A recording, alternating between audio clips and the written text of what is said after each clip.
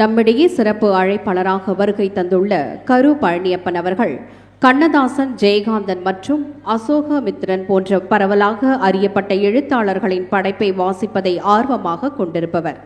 1994ஆம் ஆண்டிலிருந்து திரைப்படத்துறையில் பங்காற்றி வருகிறார். பார்த்திபனுடன் புள்ளக்குட்டிக்காரன் மற்றும் ஹவுஸ்ஃபுல் ஆகிய படங்களில் பணியாற்றினார். துள்ளாத மனமும் துள்ளும், பெண்ணின் மனதை தொட்டு, பூவெல்லாம் உன் வாசம் ஆகியவற்றில் இயக்குனர் எழிலிடம் பணிபுரிந்தார். சிறந்த இயக்குனர் விருது, தமிழ்நாடு விருது, பார்த்திபன் கனவு, சிறந்த கதை ஆசிரியர் விருது, தமிழ்நாடு மாநில திரைப்பட விருது இவ்விருதுகளை பெற்றுள்ளார். இவரை வாசிப்பு நம் உயிர்ப்பு என்ற தலைப்பில் பேச அன்புடன் அழைக்கின்றோம். கரங்களை தட்டி நாம் அவரை வரவேற்போம்.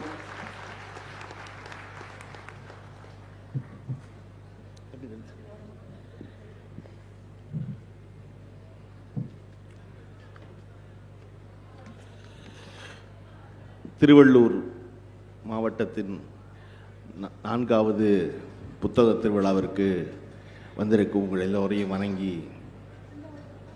பேச தொடங்குகின்றேன்.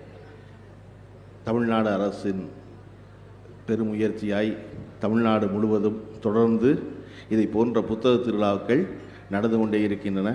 அதை வெகு சிறப்பாக நடத்தி கொண்டிருக்கும் மாவட்ட நிர்வாகத்திற்கு வாழ்த்துக்களும், அவர்களோடு இணைந்து நடத்தும் நூலகத்துறைக்கு பாராட்டுகளும் உரித்தாகட்டும்.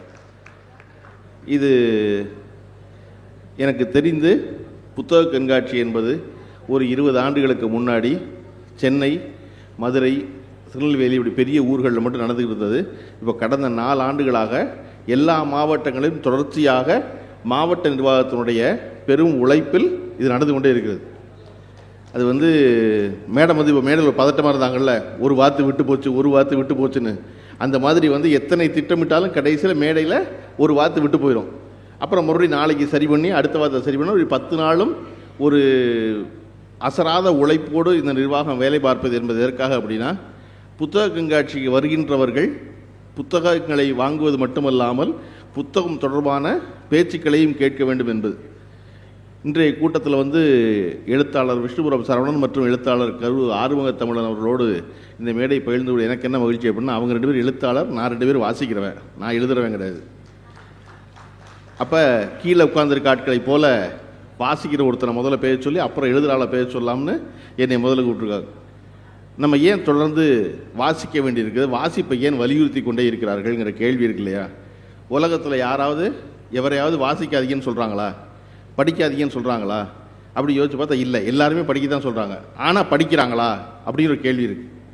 படிக்கிறதை பற்றி இருக்கும்போது 2 கேள்வி இருக்குது. பள்ளிக்கூடத்துக்கும் கல்லூரிக்கும் போய் படிக்கிற படிப்பு ஒரு படிப்பு, அதற்கு பிறகு பிற நூல்கள் படிப்பது ஒரு படிப்பு. நம்ம இந்தியா சுதந்திரம் பெற்று 75 ஆண்டு காலத்தை நெருங்கி கொண்டிருக்கும் பொழுது எழுத்தறிவு என்பது முதல்ல 1948 சுதந்திரம் பெற்ற பொழுது நம்முடைய எழுத்தறிவு என்பது 18 விழுக்காடு. இன்றைக்கி இந்தியாவுடைய எழுத்தறிவு என்பது 72 விழுக்காடு. 18லேருந்து 72 விழுக்காடுக்கு நம்ம வந்திருக்கோம். ஆனால் எழுத்தறிவு வாசிப்பா அப்படின்னு கேட்டால் இல்லை. எழுத்தறிவு என்பது என்ன அப்படின்னா, ஒருத்தருக்கு படிக்க தெரியும், ஒருத்தருக்கு எழுத தெரியும். ஆனால் அவர் படிக்கிறாரா? படிக்கிறது என்பது எழுத்தறிவா? இல்லை. எதற்காக இதை போன்ற இத்தனை புத்தக கண்காட்சிகளையும் புத்தக திருவிழாக்களையும் தமிழ்நாடு அரசு தொடர்ந்து நடத்த வேண்டும் விரும்புதுன்னா, இப்படி ஒன்று நிகழுது, இப்படி புத்தகம் இருக்குன்னு சொல்ல வேண்டிய அவசியம் இருக்குது எல்லாருக்கும். நம்மளை சுற்றி நீங்கள் 30 வயசு ஆயிடுச்சுன்னா சந்திக்கிற முதல் கேள்வி என்ன இருக்கும்னா, உடம்புக்கு ஒன்றும் இல்லைல்ல அப்படிமா. நீங்கள் 40 வயசு ஆனதுக்கப்புறம் சுகர் இருக்குது அப்படின்னு ஒரு கேள்வி வரும். நீங்கள் சுகர் இல்லைன்னா அடுத்து ப்ரெஷர் இருக்கான்னு கேட்பான். ப்ரெஷர் இல்லைன்னா தைராய்டு செக் பண்ணிக்கலாம் அப்படிமா.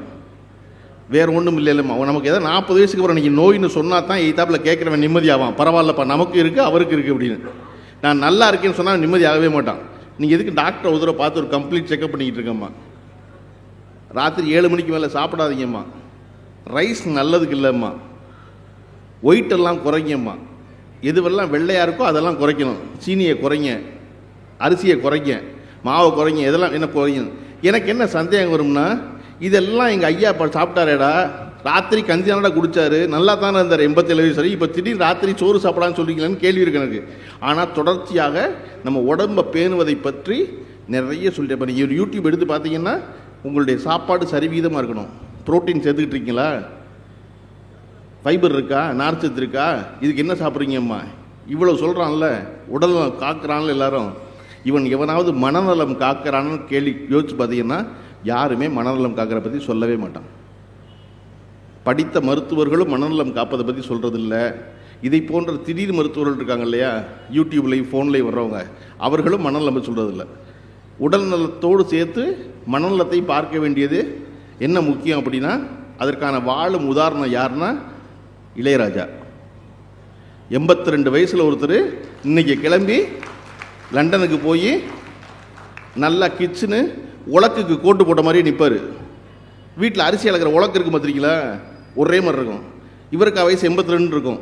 மேடையில் நின்று 5 மணி நேரம் கச்சேரி நடந்துச்சுன்னா 5 மணி நேரத்தில் 2 தடவை ஹார்லிக்ஸ் குடிக்கிறக்கா 5 நிமிஷம் உட்காருவார். மிச்சம் மொத்த மணி நேரம் 4 மணி நேரம் 5 மணி நேரம் நிற்பார்.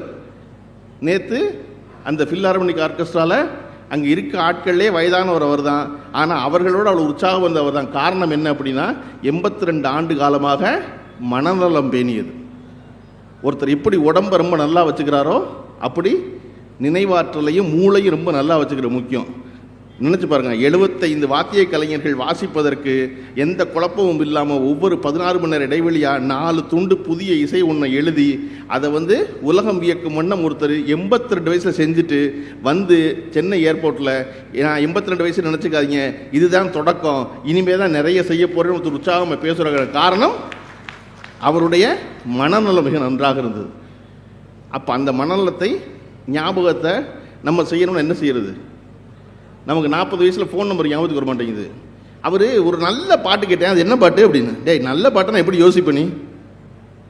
அந்த 3வது ஒருத்தர் இருந்தார், ஞாபகம் இருக்கு உனக்கு, பேங்க்கில் கூட வேலை பார்த்தாரு அப்படின்னு பொண்டாட்டி கூப்பிட்டு கேட்பான் 40 வயசில். ஏன் மறக்குது? நல்ல பாட்டு மறக்குது, பேங்க்கில் வேலை பார்த்தவர் மறக்குது, நல்லா தெரிஞ்ச ஒரு ஆள் மறக்குது, பேர் மறக்குது, படித்த புத்தகம் மறக்குது, போக வேண்டிய பஸ் நம்பர் மறக்குது, எல்லாமே மறக்குது. ஏன் அப்படின்னா அந்த மூளையை தொடர்ச்சியாக அதற்கு பயிற்சிப்படுத்தாமல் இருக்குது. அப்போ எப்படி பயிற்சிப்படுத்துறது அப்படின்னா அதற்கான ஒரே ஒரு வழி புத்தகம் வாசிப்பது என்பது தான். புத்தகத்தை வாசிக்கும்போது நாம் மீண்டும் ஒரு முறை மனசுக்குள்ளே சொல்லி பார்த்துக்கிறோம். நல்லா இருக்கதை நம்ம நண்பர்கள்ட்ட சொல்கிறோம். எல்லாரும் சொல்கிறது நிறைய புத்தகம் வாங்கன்னு நினைக்கிறேங்க, ஆனால் வாங்க முடியறதில்ல. வாங்கினதை முழுக்க படிக்கிறது இல்லைன்னு வழி சொல்லுவான். வீட்டில் வாங்கினா மனைவி புதுசாக ஒரு புத்தகம் வாங்கணும்னு சொன்னால் கணவன் என்ன சொல்லுவானா, ஏற்கனவே வாங்கின புத்தகத்தெல்லாம் படிச்சிட்டியா அப்படிமா. புத்தகம் படித்து முடித்தாதான் அடுத்த புத்தகம் வாங்குறதுங்கிற பழக்கம் எப்படி ஏற்படுச்சு? அது நம்ம யோசிக்கணும்ல. வாங்கின புத்தகத்தை படித்தாதான் அடுத்த புத்தகம் வாங்குறது அப்படின்னு எல்லார் வீட்லேயும் சொல்கிறாங்கல்ல, வாங்கின புத்தகத்தை படிச்சியா அப்படின்னு. ஏன்னா 7வது புத்தகத்தை படித்தாதான் 8வது புத்தகம் வாங்கணும்னு பழகிருக்கோம். நம்ம 8வது புத்தகத்தை படித்து பாஸ் பண்ணாதான் 9வது புத்தகம் வாங்கணும்னு பழகிருக்கோம். அப்போ புதுசாக ஒரு புத்தகம் வாங்கி அது 50 பக்கம் படிக்கிறதுக்குள்ளே அடுத்த புத்தகம் வாங்கினா வீட்டில் பொண்டாட்டி திட்டுவா, இன்னும் படிக்கவே பல புத்தகம் கிடக்கு, நீங்கள் புதுசாக புத்தகம் வாங்குறீங்க அப்படின்னு. ஆனால் நம்ம வீடுகளில் யோசித்து பார்த்தீங்கன்னா நாம் வாங்கிய எல்லா பொருளும் முழுமையாக பயன்படுத்தி இருக்கிறோமா அப்படி பார்த்தீங்கன்னா எந்த பொருளுமே நம்ம முழுமையாக பயன்படுத்துறது. உங்களுடைய எல்லாருடைய சட்டப்பையிலையும் கையிலேயே ஒரு ஃபோன் இருக்கு இல்லையா, அந்த ஃபோனுடைய சராசரியாக ஒரு 15,000 ரூபாய்க்கு இருக்கும் குறைஞ்சபட்சம். அதுக்கு குறைஞ்சி இன்றைக்கி யார் 10,000 வச்சுருப்பாங்க. ரொம்ப குறைச்ச ஆளுக தான் சாதாரண பட்டன் ஃபோன் வச்சுக்கிறது. மற்றபடி குறைஞ்சபட்சம் வாட்ஸ்அப் வேணும், பாட்டு கேட்கணுங்கிறக்காக ஒரு 15,000 ஃபோன் இருக்கும். அந்த 15,000 ஃபோன் எவ்வளோ வேலை செய்யுமோ அதையெல்லாம் பயன்படுத்திட்டோமான்னு ஒரு யோசிச்சு பார்த்துக்கணும். அந்த ஃபோனை 20 விழுக்காடு கூட 20% கூட நம்ம யூஸ் பண்ணது கிடையாது. அதில் வெறும் வாட்ஸ்அப்பில் மெசேஜ் அனுப்புவோம், பச்சை பட்டன் அமைக்கி பேசுவோம், சிவப்பு பட்டன் அமைக்கி கட் பண்ணுவோம், அப்புறம் எப்போயாவது ஃபோட்டோ எடுத்துக்குவோம் இல்லையா. வேறு அதை தவிர அந்த ஃபோன் எவ்வளோ வேலை செய்யுமோ, அந்த ஃபோன் என்பது ஒரு சின்ன கம்ப்யூட்டரு, அந்த ஃபோனை வச்சுக்கிட்டு அவ்வளோ வேலை செய்யலாம். ஆனால் அதுவெல்லாம் நம்ம செய்கிறோமா, நமக்கு அதை பற்றி கவலை இல்லை. ஆனால் புத்தகம் மட்டும் முழுக்க படிச்சிடணும். படித்தா தான் அடுத்த புத்தகம் வாங்கணும். இன்னும் 200 பக்கம் இருந்தால் 200 பக்கம் படிச்சிடணும். படித்தா தான் அடுத்த புத்தகம் வாங்கணும். அப்படின்னா நம்ம தொடர்ச்சியாக நிறைய படிக்கிறோம். அப்போ தொடர்ச்சியாக படிப்பதற்கு என்ன செய்வது? படிக்கணும்ல, படிக்க ஆசைப்படுறோம்ல, என்ன செய்யணும்னா ஒரு நாளைக்கு குறைஞ்சபட்சம் 10 பக்கம் படிக்கிறதுங்கிற பழக்கத்துக்கு வந்தால் புத்தகம் படிக்கிறது ரொம்ப சாதாரணமாயிடும். 10 பக்கம் படித்தா மாதத்தில் 300 பக்கம் படிச்சிருவோம்.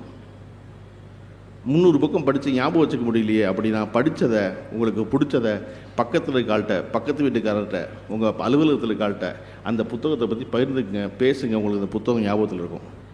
மீண்டும் நீங்கள் படிச்சீங்கன்னா பிள்ளைய படிக்கும், நீங்கள் படிக்கலைன்னா புள்ள படிக்காது. இன்றைக்கி வாசிக்கிற வீட்டில் பிள்ளைய பூரா எவரெல்லாம் வாசித்தாங்களோ அவரெல்லாம் கேட்டிங்கன்னா அவர்கள் வீட்டில் இருக்கிற பெற்றோர்களில் அப்பாவோ அம்மாவோ அண்ணனோ அக்காவோ யாரோ ஒருத்தர் படிக்கிற ஆளாக இருந்திருப்பாங்க. படிக்கிற ஆளை வேடிக்கை பார்க்குற புள்ள படிக்கும். அதை விட ரொம்ப முக்கியம், அந்த புள்ள வேணும்னு நினைக்கிறப்ப வீட்டில் புத்தகம் இருக்கிறது ரொம்ப முக்கியம். இருக்கணும்ல, கைவசத்தில் இருந்தால் தானே அந்த புள்ள எடுக்கும், அப்போ தானே படிக்கும். அனூப் ஜெய்ஸ்வாலுடைய ஒரு முன்னாள் டிஜிபி, அவருடைய புத்தகம் 2 புத்தகம், குற்றமும் கருணையும் ஒரு புத்தகம், குற்றமும் அநீதியும் ஒரு புத்தகம். அந்த புத்தகத்தை பற்றி கடந்த மாதம் ஒரு கூட்டத்தில் நான் பேசி முடித்த பிறகு எனக்கும் அனூப் ஜெய்ஸ்வாலுக்கும் அந்த நிகழ்ச்சியை நடத்திய திருச்சி அமைப்புக்கும் அத்தனை தொலைபேசி அழைப்புகள் இருந்துச்சு. இப்படி ஒரு புத்தகம் இருக்கா, இப்படி ஒரு புத்தகம் இருக்கா அப்படின்னு. அப்போ நம்ம எதுக்கு காத்திருக்கோம்னா, யாரோ ஒருத்தர் சொல்லி சொன்னால் அந்த புத்தகத்தை போய் வாங்குறது வச்சுருக்கோம். அப்படி இல்லாமல் எப்படி புத்தகம் வாங்குறது அப்படின்னா, அதற்காக நடத்தப்படுவது தான் இதை போன்ற தொடர்ச்சியான புத்தக திருவிழாக்கள். ஒரு இடத்துக்குள்ளே போனோம்னா இவ்வளவு புத்தகம் இருக்குன்னு தெரியும், இவ்வளவு எழுதியிருக்காங்கன்னு தெரியும் இல்லையா? ஒரு இடத்துல இருக்க தெரிஞ்சால் தானே போய் வாங்குவாங்க. அதை தெரிய வைப்பதற்கான முயற்சியாகத்தான் தமிழ்நாடு அரசு தொடர்ச்சியாக இந்த வேலை செய்து கொண்டே இருக்கிறது. அப்போ இப்படி இந்த புத்தகத்தை வாங்கி படிக்கிறதா, படித்து முடித்தா வாங்குறான்னா இல்லை. நான் தொடர்ச்சியாக சொல்லிக்கொண்டே இருப்பது, படிக்கவே படிக்காதீங்க யாருமே, ஆனால் வாங்குங்க புத்தகத்தை. மாதம் 200 ரூபாய்க்கோ 300 ரூபாய்க்கோ உங்களால் எவ்வளோக்கு முடியுமோ, 1000 ரூபாய்க்கோ 1500 ரூபாய்க்கோ புத்தகத்தை வாங்குங்க. வாங்கி சும்மா வீட்டில் வைங்க. அது நீங்கள் படிக்காட்டினாலும் பரவாயில்ல, யாராவது ஒருத்தர் படிப்பாங்க. எல்லோரும் வீடு வாங்குறீங்கல்ல, ஒரு வீட்டில் நம்ம இருக்கோம்ல, வீடு இருக்கும்போது ஊருக்கு வெளியே ஒரு துண்டு நிலம் வாங்குறோம்ல, அந்த இடம் கிடக்கட்டும், அந்த இடத்துல போய் படுத்து கிடக்கும் தினசரி, அது இருக்கட்டும் அப்படின்னு நினைக்கிறோம்ல. அது யாருக்கு பயன்படும்? பின்னாடி சொத்தா பிள்ளைக்கு பயன்படும் நினைக்கிறோம். அப்போ அந்த வீட்டுக்கு ஊருக்கு வெளியே கிடக்கிற அந்த துண்டு நிலம் பயன்படும்னா வீட்டுக்குள்ள புத்தகம் பயன்படும்ல, பிள்ளை எடுக்கும்ல அந்த புத்தகத்தை. நான் என் தந்தை வாங்கி வச்சிருந்த புத்தகத்தை ஆச்சரியமாக திருக்குறளை வாங்கி பார்த்து எடுத்து பிரட்டி பார்க்கும்போது போட்டிருந்த தேதி 1962 வாங்கின புத்தகத்தை 68 வாங்கின புத்தகம் எனக்கு வந்து சேர்ந்துச்சு. 68ங்கிற கிட்டத்தட்ட 55 வருஷம் கழிச்சு என்கிட்ட வருது. அந்த புத்தகம் வீட்டில் இருந்திருக்கு. 55 வருஷம் கழிச்சு பழனியப்பன் எடுத்து பார்க்கணுங்கிறக்காகவே அது அலமாரியில் உட்காந்துக்கிட்டே இருந்திருக்கும் போது ஒரு புத்தகம் அதற்கு உரியவனை எத்தனை ஆண்டு காலம் கழித்தும் போய் சேரும். அதனால முதல்ல புத்தகம் வாங்கி வைங்க வீட்டில். இல்லைங்க நாங்கள் ரொம்ப பயன்படுத்துகிற மட்டும் தான் வாங்குவோம் அப்படின்னு சொல்கிற கோவக்காரர் இருந்தீங்கன்னா இன்றைக்கி ராத்திரி உங்கள் வீட்டுக்கு போய் உங்கள் வீட்டுக்குள்ள இருக்க பொருளெல்லாம் பயன்படுத்திக்கலாம். யோசிச்சு பாருங்கள், பயன்படுத்தாத பொருள் எவ்வளோ இருக்குன்னா உங்கள் வீட்டில் சரி பாதி இருக்கும். அதில் முக்கியமானது அயன் பாக்ஸ். எல்லோரும் வீட்டில் ஒரு அயன் பாக்ஸ் வாங்கி வச்சுருப்போம். ஆனால் யார் அயன் பண்ணுவா? அந்த வீதியில் கடைசியில் ஒரு அண்ணன் தான் அயன் பண்ணி கொடுப்பாரு. அந்த அயன் பாக்ஸை அயன் பண்ணவே மாட்டோம். ஒரு 10 வருஷம், ஒரு 50 வயசு கடந்தால் உங்கள் வீட்டில் இருந்தால் உங்கள் வீட்டில் இருக்க இன்னொரு முக்கியமான பொருள் என்ன அப்படின்னா தையல் மிஷின். அவ்வளோ பேர் வீட்டில் வாங்கிட்டு அக்கெல்லாம் எவ்வளோ சிரிக்கிறாங்க பாருங்க. அந்த தையல் மிஷின் அப்படியே இருக்கும் உரம் போட்டு. ஒரு நாள் அந்த தையல் மிஷினை பிரித்து தச்சிருக்கவே மாட்டோம். இப்படி நீங்கள் ஒன்றா உங்கள் வீட்டில் பார்த்துட்டு வந்தீங்கன்னா பயனற்ற பொருள் நிறைஞ்சு சூழத்தான் நம்ம வாழ்கிறோம். அதுக்கு நடுவில் பயனுள்ள ஆனால் நம்ம பயன்படுத்தாத புத்தகம் இருக்கட்டுமே என்பதை நான் ஒவ்வொரு இடத்துலையும் போய் சொல்கிறது. இன்னொன்று, படிக்கலைன்னா உங்களுக்கு ஒரு ரிஸ்க் இருக்குது. என்னென்னா, இந்த வருஷம் 4வது வருஷம் புத்தகம் முடிஞ்சு திருவிழா முடிஞ்சு அடுத்த வருஷம் 5வது வருஷத்துக்கு வருவீங்க. படிச்சிருந்தா இந்த புத்தகம் வாங்கிட்டோன்னு தெரியும். படிக்கலைன்னா வாங்கின புத்தகத்தை மறுபடியும் வாங்குவீங்க. கரெக்டாக தெரியாது இல்லை? படித்தா தானே தெரியும். படிக்கலைன்னா மறுபடியும் அதே புத்தகத்தை வாங்குவோம். தப்பு இல்லை, வாங்குங்க. ஏன்னா இயக்குனர் பாலுமேந்திரா அவர்கள் சொன்னார், ஒரு தடவை புத்தகத்தை வாங்கும்போது கூட இருந்த ஒரு உதவியாளர் சொன்னான், சார் இந்த புத்தகம் நம்மகிட்ட இருக்குது சார் அப்படின்னு. பாலுமேந்திரா சொன்னார், இருக்கட்டுமேடா, நம்ம ஆஃபீஸில் எவ்வளவோ தேவையில்லாத புத்தகம் 2 இருக்குது, எவ்வளவோ தேவையில்லாத 2 இருக்குது, புத்தகம் 2 இருந்துட்டு போகுது, ஒன்றை நீ படி ஒன்றை நான் படிக்கிறேன் அப்படின்னாரு. அந்த மாதிரி 2வது புத்தகத்தையும் வாங்குங்க. ஒன்று நீங்கள் படிங்க, ஒன்று இன்னொன்று உங்கள் பொண்டாட்டி படிக்கட்டும். ஆனால் படிச்சிருவீங்க. ஏன்னா புத்தகம் என்ன செய்யும் அப்படின்னா, புத்தகம் மட்டும்தான் சிந்திக்க வைக்கும். இன்றைக்கி மொபைல் ஃபோன் ஒன்று பார்த்துக்கிட்டே இருக்கோம் இல்லையா? மொபைல் ஃபோன் பார்க்காதீங்க நான் சொல்லவே மாட்டேன். மொபைல் ஃபோன் பார்க்குறது கட்டாயம். காரணம், நாளைக்கு இந்த திருவள்ளூர் 4வது புத்தக திருவிழாவில் பேசி எங்கள் பேச்சை தமிழ்நாடு இதில் கேட்க போகுதுன்னா மொபைலில் தான் கேட்க போகுது. அவர்களை நம்பித்தான் எல்லா கருத்துக்களும் பேசப்படுது. இன்றைக்கி ஒரு டிக்கெட் புக் பண்ணோம்னா மொபைல் வேணும், டிக்கெட் அவைலபிலிட்டி இருக்கான்னு தெரிஞ்சுக்கிறதுக்கு மொபைல் வேணும், எல்லாத்துக்கும் மொபைல் வேணும். ஆனால் மொபைலில் படிக்கிறது, மொபைலில் பார்க்குறது என்பது என்ன செய்யும் அப்படின்னா உங்களை சிந்திக்க வைக்காது. மொபைல் சிந்திக்க வைக்குமா? மொபைல் பல நேரங்களில் நீங்கள் எடுப்பீங்க, எடுத்த உடனே ஒரு பேச்சு இருக்கும், அதில் ஒரு செய்தி இருக்கும், அதை படித்தோடனே அடடா அப்படியா தனுஷோட இட்லி கடை தள்ளி போயிருச்சா, ரிலீஸ் இல்லையா அப்படின்னு உள்ளே போய் அதை படித்தீங்கன்னா ஃபோன் என்ன புரிஞ்சுக்கும்னா தனுஷோட இட்லி கடை தான் எனக்கு பிடிச்சிருக்கு போல இருக்குது அப்படின்னு நினச்சிக்கிட்டு தனுஷ் அடுத்து நடிக்கிற ஹிந்தி படத்தில் நடிக்கிற கதாநாயகியை பற்றி அடுத்த செய்தி கொடுக்கும். நீங்கள் அந்த கதாநாயகி படம் அழகாக இருக்குன்னொன்னே அதை படிச்சுக்கிட்டு இருக்கும் பொழுது எனக்கு ஹிந்தி கதாநாயகனா ரொம்ப பிடிக்கும் போல இருக்குது அப்படின்னு இந்தியாவின் டாப் 10 கதாநாயகிகளில் 3வது ஒரு செய்தியை கொடுக்கும். அது நீங்கள் 3வது செய்தியை படிக்கும் போது தான் யோசிப்பீங்க எதுக்கு நம்ம இந்த ஃபோனை எடுத்தோம் அப்படின்னு, ஞாபகமே இருக்காது. ஆனால் ஒரு புத்தகம் என்ன செய்யும் அப்படின்னா, புத்தகம் படித்தீங்கன்னா புத்தகமும் உங்களை சிந்திக்க வைக்கும். உதாரணத்துக்கு உங்கள் எல்லாருக்கும் தெரிஞ்ச ஒரு கதை இருக்குது, தமிழ்நாடு முழுக்க தெரிஞ்ச ஒரு கதை இருக்குது, அவ்வளோ பேருக்கு எல்லா வயசுக்கும் தெரிஞ்ச ஒரு கதை இருக்குது. என்ன கதை? பாட்டி வடை சுட்ட கதை. பாட்டி வடை சுட்ட கதை கேட்டிருக்கோம்ல, நம்ம எல்லாருக்கும் தெரியும்ல, கரெக்டா?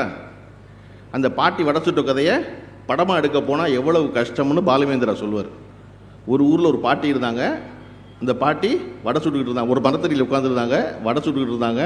காக்கா வந்துச்சு, ஒரு வடையை தூக்கிட்டு போணுச்சு, மரத்தில் உட்காந்துருந்துச்சு, நரி வந்துச்சு, காக்கா ஒரு பாட்டு பாடுனுச்சு, காக்கா காக்கான்னு கத்துனுச்சு, வடை கீழே விழுந்துருச்சு, நரி தூக்கிட்டு ஓடிடுச்சு. தான் கதை. இந்த கதையில் ஒரு குழப்பமும் இல்லை. இந்த கதையை படமாக எடுக்க போனால் என்ன ஆகும்? ஒரு ஊரில் அப்படின்னா எந்த ஊர்?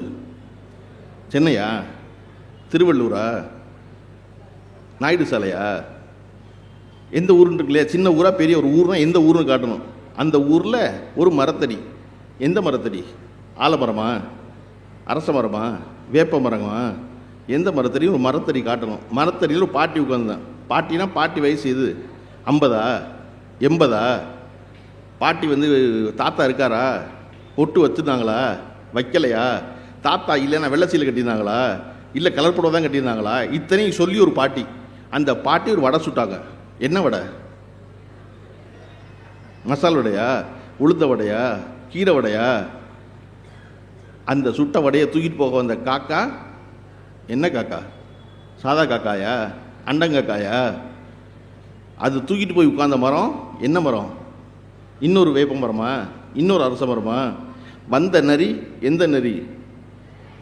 சாதா நரியா, பனங்காட்டு நரியா? இத்தனை கேள்வியோடு தான் ஒரு பழக்கட்டு. இப்போ நான் பழக்கத்தை என்ன செய்கிறேன்னா, எனக்கு பிடிச்ச ஊர் திருவள்ளூர். திருவள்ளூரில் ஒரு பாட்டி உட்காந்துருந்தா, அந்த பாட்டி 50 வயசு. அந்த பாட்டினா எனக்கு பிடிச்ச பாட்டி, நல்லா கலர் புடவை கட்டி நெத்தி நிறைய பெரிய குங்குமம் வச்சு உட்காந்துருந்தா, எனக்கு பிடிச்ச வடை மசால் வடை சுட்டுக்கிட்டு தானே எனக்கு பிடிச்சதா படத்தில் காட்டுறேன். அதுவெல்லாம் உங்களுக்கும் பிடிச்சிருந்தா படம் நல்ல படங்கிறீங்க, அதுவெல்லாம் உங்களுக்கு பிடிக்கலன்னா அது படம் நல்ல படம் இல்லை. ஆனால் அதே கதையை புத்தகத்தில் படிக்கும்போது ஒரு குழப்பம் இல்லை. ஒரு ஊரில் ஒரு பாட்டி இருந்தா. எந்த பாட்டி? எனக்கு பிடிச்ச பாட்டி, நான் மனசுக்குள்ளே கற்பனை பண்ணிக்கிற பாட்டி. ஒரு ஊர், அது என் ஊர். என்ன வடை? எனக்கு பிடிச்ச வடை. எனக்கு என்ன வடை பிடிக்கும்? கொஞ்சோண்டு வெங்காயம் போட்டு உளுத்த வடை சுட்டால் ரொம்ப பிடிக்கும். அப்போ என் மனம் அதை காட்சி ஆக்குது. அது தொடர்பாக நான் சிந்திக்கிறேன். உளுத்த வடை சுட்டோன்னு படித்த உடனே என் மனசு உளுந்த வடை பிடிச்சிருந்தா நிப்பாட்டிட்டு புத்தகத்தை மூடிட்டு, ஒரு தடவை போன வாரம் எங்கள் ஆத்தா உளுந்த வடை சுட்டால ரொம்ப நல்லா இருந்துச்சுல்ல அப்படின்னு அது தொடர்பாக யோசிக்கிறேன். எப்போவுமே எனக்கு உளுந்த வடை பிடிக்குங்கிறதுனால என்னை பார்க்கும்போதெல்லாம் எங்கள் ஆத்தா உளுந்த வடை சுடுவாள்ல அப்படின்னு வடையிலிருந்து என்னோடய சிந்தனை எங்கள் ஆத்தாவுக்கு போகுது. எங்கள் ஆத்தா எங்கே வடை சுட கற்றுக்கிட்டா? எங்கள் ஆயா கிட்ட கற்றுக்கிட்டா. ஆனால் எங்கள் ஆயா வடைக்கு வெங்காயம் போட மாட்டா, வெங்காயம் போடாமல் சுடுவா. எங்கள் ஆத்தா தான் வெங்காயம் போடுவா அப்படின்னு இது தொடர்பாக ஒன்றை தொட்டு சிந்தித்து கொண்டே இருக்கிறேன். படமாக காட்சியாக பார்க்கும்போது எனக்கு சிந்தனையே கிடையாது. ஒரு ஊர் பாட்டி வடை சுட்டா அப்படின்னு கடந்து போய்கிட்டே இருக்குது காட்சி. கடந்து போய்கிட்டே இருக்கும்போது என் சிந்தனைக்கு அங்கே இடமே கிடையாது. அப்படித்தான் நம்ம செல்ஃபோனில் பார்க்குற எதுக்கும் நம்முடைய சிந்தனைக்கு இடம் கிடையாது. அது காட்சியாக கடந்து போய்கிட்டே இருக்கும். ஏங்க பேப்பர் படிக்கிறது இல்லையான்னு ரொம்ப பேர் கேட்டா, அவ்வளோ பேர் நீ சொல்கிற பதில் அதான் எல்லா நியூஸும் ஃபோனில் வந்துடுதே அப்படிமா. ஃபோனில் வராது. வர்றதை பற்றி நீங்கள் சிந்திக்க முடியாது. கையில் பேப்பரை எடுத்து பிரித்து படித்தீங்கன்னா தான் தர்மேந்திர பிரதான் மன்னிப்பு கேட்டார் அப்படிங்கிறது படிக்க முடியும். அப்போ தான் தர்மேந்திர பிரதான் ஏன்பா மன்னிப்பு கேட்டார் அப்படின்னு தோணும். ஆமாம், தமிழர்கள்லாம் அநாகரிகமானவர்கள் பேசிவிட்டாரு, அதுக்காக எல்லாரும் கத்துனாங்க, அதுக்கு பண்ணிவிட்டார். தமிழர்கள் ஏன்பா அநாகரிகமான பேசினார் அவர் அப்படின்னு சிந்திக்கணும்னா கையில் பேப்பர் 3 ரூபா கொடுத்து வாங்கினா தான் இதுவெல்லாம் சிந்தனை வரும். 2 நாள் கழித்து அதே பேப்பர் என்ன எழுதும்னா 3ஆம் பக்கத்தில் இதை போல டெல்லியில் யாரெல்லாம் இந்த 75 வருஷமாக தமிழ்நாட்டை பற்றி தப்பாக பேசியிருக்காங்கன்னு ஒருத்தர் எழுதுவார். விஷ்ணுபுர சரவணன் ஒருத்தர் எழுதுவார். இவங்க ரொம்ப காலமாக டெல்லியில் இந்த வேலையை பார்த்துக்கிட்டு இருக்காங்களா அப்படின்னு 3ஆம் நாள் தெரிஞ்சுக்குவோம்.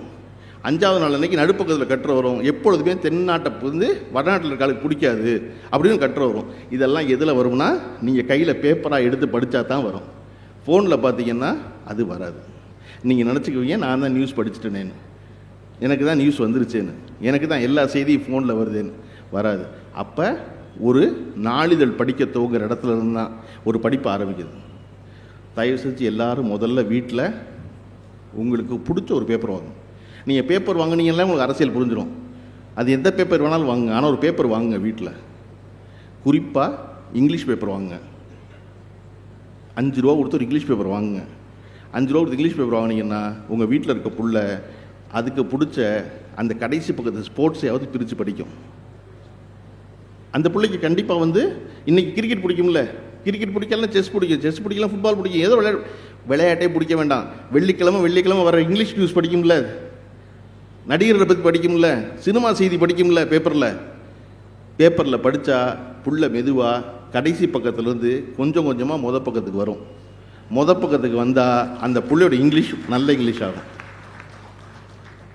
பிள்ளையை கொண்டு போய் பெரிய பிரமாதமாக நம்ம கான்வென்ட் ஸ்கூலில் சேர்க்கறதுனால நம்ம வீட்டு பிள்ளை இங்கிலீஷ் பேசவே பேசாது. ஏன்னா நம்ம வீட்டில் நம்ம இங்கிலீஷ் பேசுகிறது இல்லை, அதனால பிள்ளை இங்கிலீஷ் பேசாது. ஆனால் பிள்ளைக்கு ஒரு வொக்காபுலரி வளர்க்க முடியும், வார்த்தைகளோடு பழக்கத்தை ஏற்படுத்த முடியும்னா பேப்பர் கிடந்துச்சுன்னா குறைஞ்சபட்சம் தலைப்புச் செய்தி படித்தா அந்த பிள்ளைக்கு ஒரு வொக்காபுலரி வரும். வொக்காபுலரி வந்துச்சுன்னா என்னைக்கு பேச வேண்டிய அவசியம் ஏற்படுதோ அன்னைக்கு அந்த பிள்ளை வார்த்தையை தேடாது. நான் ஆங்கிலத்தை வந்து பாடமாக படித்த பொழுது எனக்கு ஆங்கில இலக்கணம் கிடையாது. என் கல்லூரியில் நம்ம மொழி படிக்க போனால் இலக்கணம் படிப்போம்ல, இலக்கியம் படிக்க போனால் இலக்கணம் படிப்போம்ல. அப்போ நான் என் பேராசிரியரை கேட்டேன், 3 வருஷம் நான் இங்கிலீஷ் படிக்கிறேன், ஆனால் எனக்கு கிராமரே இல்லையே ஏன்னு கேட்டேன். அப்போ என் பேராசிரியர் சொன்னார் என்கிட்ட, உனக்கு ஈறுகட்ட எதிர்மறை பெயரச்சன் தெரியுமான்னு கேட்டார் தமிழில். அப்படின்னா அப்படின்னு நான் ஈறுகட்ட எதிர்மறை பெயரச்சன் தெரியாமல் தான் நல்ல தமிழ் பேசுகிற நீ, தமிழ் இலக்கணம் ஏதாவது உனக்கு தெரியுமா? தெரியாது அப்படின்னு. நல்ல தமிழ் பேசுகிறேல? ஆமாம். எப்படி பேசுகிறேன்? பேசுகிற, அதனால் நல்ல தமிழ் பேசுகிற. அப்படி இங்கிலீஷை பேசு, நல்ல இங்கிலீஷ் பேசுவேன். உனக்கு எதுக்குடா கிராமர்னாரு? நீங்கள் ப்ரெசன்ட் டென்ஸும் பாஸ்ட் டென்ஸும் ப்ரெசன்ட் ஃபியூச்சரும் சொன்னீங்கன்னா குழப்பம்தான் வரும். இஸ்ஸா வாசா வில்லா உட்டா அப்படின்னு தேவையில்லை, அதை பேசு வந்துடும்னாரு. அப்போ பேசுவதற்கு நமக்கு வார்த்தை வேணும். வார்த்தை இல்லாததுனால தான் இன்றைக்கி டெலிவிஷனில் அவ்வளோ பேரும் சார் நீங்கள் வேறு லெவல் சாருங்கிறான், நீங்கள் வேறு மாதிரி சாருங்கிறான், வச்சு செஞ்சிட்டீங்க சாருங்கிறான். இதை தவிர வேறு ஒன்றுமே ஏன் சொல்ல மாட்டேங்கிறான்? வார்த்தை கிடையாது. வார்த்தை பேச வரணும்ல. எப்போ வரும்? புத்தகம் படித்தா வார்த்தை தெரியும். தமிழில் ஒவ்வொரு சொல்லுக்கும் 20 வார்த்தை வச்சுருக்கோம், தெரியணும்ல, தெரிஞ்சால் தானே சொல்லுவான். அதை போல் இங்கிலீஷ் சொல்லணும்னா, இங்கிலீஷில் பேசணும்னா அதை படிக்க தொடங்கணும். வாசிப்பதன் மூலமாக மட்டும்தான் உங்களுடைய மனம் நலன் பெறும். வாசிப்பதன் மூலமாக மட்டும்தான் நீங்கள் அடுத்த இடத்துக்கு சிந்திக்க பழகுவீங்க. வாசிப்பதன் மூலமாக மட்டும்தான் நீங்கள் புதிய வார்த்தைகளை பழகுவீங்க. வாசிப்பதன் மூலமாக மட்டும்தான் நீங்கள் தடையின்றி உங்களுடைய கருத்தை உங்களுக்கு அருகில் இருக்க ஒருவனுக்கு விளங்கும் வண்ணம் எடுத்து சொல்ல முடியும். அதனால தான் தொடர்ச்சியாக எல்லோரும் எதையாவது வாசியுங்கள். எல்லாரும் அடுத்து கேட்குற கேள்வி, எதை வாசிப்பது என்று எனக்கு ஏதாவது ஒன்று சொல்லுங்கள் அப்படின்னு. தயவு செஞ்சு யார்கிட்டையும் போய் புத்தகத்தில் ரெக்கமெண்டேஷன் கேட்காது. இதை போல் நடக்கிற ஒரு பெரிய புத்தக திருவிழாக்களில் பிள்ளைகளை கூட்டிகிட்டு வாங்க, நீங்கள் போங்க, பாருங்கள். ஒவ்வொரு புத்தகத்துக்கும் முன்னையும் பின்னையும் ஏதோ ஒன்று இருக்கும், 4 வரி. அதை படிங்க. அது படித்ததில் 4 வரி உங்களை ஈர்த்தா அந்த புத்தகத்தை வாங்க. ஏன்னா எனக்கு பிடிச்ச புத்தகம் உங்களுக்கு பிடிச்ச புத்தகமாக இருக்க வேண்டிய அவசியமே இல்லை. நான் நல்ல புத்தகம் சொல்கிற புத்தகம் நல்ல புத்தகமாக இருக்க வேண்டிய கட்டாயமே இல்லை. நான் இலக்கியம் என்று சொல்வது இலக்கியமாக இருக்க வேண்டிய அவசியமே இல்லை. அது நீங்கள் சம்மந்தப்பட்டது. என் வகுப்பறையில், இலக்கிய வகுப்பறையில் சொல்லப்பட்ட முதல் நாள் சொல்லப்பட்டது என்ன அப்படின்னா, நீங்கள் எல்லோரும் கொடுத்து வைத்தவர்கள் இலக்கியம் படிக்க வந்திருக்கீங்க. ஏன்னா இங்கே எந்த வரையறையும் கிடையாது. நீ கணக்கு படிக்க போனால், கெமிஸ்ட்ரி படிக்க போனால், ஃபிசிக்ஸ் படிக்க போனால் ரூல் இருக்குது. இது இப்படித்தான் ஒரு ரூல் இருக்குது. லிட்ரேச்சரில், இலக்கியத்தில் ரூல் கிடையாது. நாங்கள் சிறந்த புத்தகம் நினச்ச 40 வச்சுருக்கோம் பாடமாக. அது உனக்கு சிறந்ததாக இருக்குன்னு அவசியம் இல்லை. நீ படிச்சுட்டு இதெல்லாம் ஒரு புத்தகம், இதை பாடமாக வச்சிருக்கலாம் அப்படின்னு கூட நீ பரீட்சை எழுதலாம். அந்த வாய்ப்பு இலக்கியம் படிக்கிறவனுக்கு மட்டும்தான் இருக்குது. நீங்கள் அதை எழுதுன்னு விரும்புகிறேன்னு சொல்லி தான் முதல் வகுப்பறையே ஆரம்பிச்சு. ஷேக்ஸ்பியர் இன்னைக்கு உலகம் பூரா கொண்டாடப்படுகிறாரே, ஏன்? சிறந்த இலக்கியம் நம்ம இதையெல்லாம் சொல்கிறோம். எதுனா, ஏற்கனவே நமக்கு தெரிந்த ஒன்றை அவர் கதையாக எழுதினால் அது சிறந்ததுங்கிறோம். வாழ்க்கையே ஒரு நாடக மேடை, அதில் ஆணும் பெண்ணும் நாடக மாந்தர்கள் அப்படின்னா ஷேக்ஸ்பியருடைய பாப்புலரான வரியில் ஒரு வரி, world is a stage, men and women are பிளேயர்ஸ்னு. இது உலகமே ஒரு நாடக மேடை தானே, அவர் ரோலை பண்ணுறோம் அப்படின்னு. இதை படித்த உடனே நமக்கு ஏன் பிடிக்குது அப்படின்னா, நமக்கு தெரியுது, ஆமாம்ல, நான் என் முதல்கிட்ட நடிக்கிறேன், என் பொண்டாட்டி எங்கிட்ட நடிக்கிறா, ஒரு சேலை பட்டுப்புடவை வாங்கணும்னா எவ்வளவு பணிவாக நடந்துக்கிறா, என்கிட்ட எப்படி நடிக்கிறா எனக்கு தெரியுது, பரவாயில்ல பொண்டாட்டி தானே அப்படின்னு நினச்சிக்கிட்டு தெரியாதது போல் அவளுக்கு வாங்கி கொடுக்குறேன். நான் ஒரு நாள் லீவ் வேணும்னா போய் என் முதலாளிட்ட எவ்வளோ நடிக்கிறேன், சாருங்கிறேன். முதலாளிக்கு தெரியும், சரி லீவ் வேணும் போலக்கு, அதான் ரொம்ப கெஞ்சிரான்னு, அவர் ரொம்ப பணிவாக இருக்கான்னு. அப்போ அவர் லீவ் கொடுக்குறாரு. அப்போது நம்ம எல்லாரும் நடிக்கிறோன்னு எல்லாருக்கும் தெரியுது. அதை ஷேக்ஸ்பியர் எழுத போகும் பொழுது, அட ரொம்ப நல்லா எழுதியிருக்கான்ல அப்படிங்கிறோம். ஏன்னா அது ஏற்கனவே எனக்கு தெரியும். எது சிறந்த இலக்கியமாகுது அப்படின்னா, எது ஏற்கனவே எனக்கு தெரியுமோ அதை ஒருத்தர் வார்த்தையில் வடிக்கும்போது நல்லா எழுதுறாருல அப்படிங்கிறோம். இளையராஜாவுடைய பாட்டை நமக்கு ஏன் ரொம்ப பிடிக்குது? எல்லா பாட்டும் ஏற்கனவே நம்ம எங்கேயோ கேட்ட மாதிரியே இருக்கும். இந்த பாட்டு கேட்டிருக்கோம்ல நம்ம அப்படின்னு இருக்கும். அது ஏதோ ஒரு காலத்தில் எங்கேயோ கேட்டது போல இருக்கும். அது நம்ம மனசுக்குள்ளே இருக்க பாட்டு, அதை சொல்வதால் இளையராஜா அவ்வளோ பிடிச்சிருக்கு. அதை போல எப்பொழுதும் எனக்கு என்ன தெரியுமோ, நான் எதை விரும்புகிறேனோ அதுதான் சிறந்த இலக்கியமாக பார்க்கப்படுகிறது. அது இல்லாமல் ஒன்று இருக்கா? ஒன்று இருக்குது.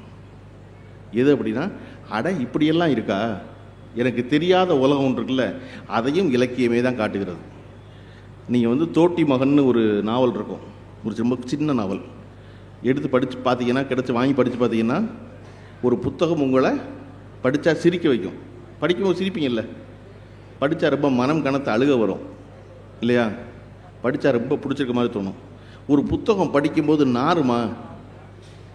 புத்தகம் எப்படிப்பா நாரும் அப்படின்னா, தோட்டி மகன் வாங்கி படிக்க நாரும் புத்தகம். அது கழிப்பறைகளை சுத்தம் செய்து கொண்டிருக்கிற மலக்கூடைய தலையில் சுமந்துட்டு போகிற ஒருத்தன் கதை. அவன் பிள்ளைய படிக்க வச்சுன்னு நினைப்பான். அவன் அந்த புத்தகம் படிச்சிங்கன்னா உங்களுக்கு நாரும். இவ்வளவு மோசமான நிலையிலா இன்னும் மனிதர்கள் வாழ்ந்து கொண்டிருக்கிறார்கள். இன்னமும் பிறருடைய கழிவை சுத்தம் பண்ணுறது ஒருத்தர் பண்ணிக்கிட்டு இருக்கான தலையில் தூக்கி அப்படிங்கிற எண்ணம் இருக்கு இல்லையா, அது எனக்கு அறியாத இடம். அறியாத ஒன்றை அறிந்து கொள்வதும் புத்தகம் மூலமாக தான் அறிந்து கொள்கிறோம்.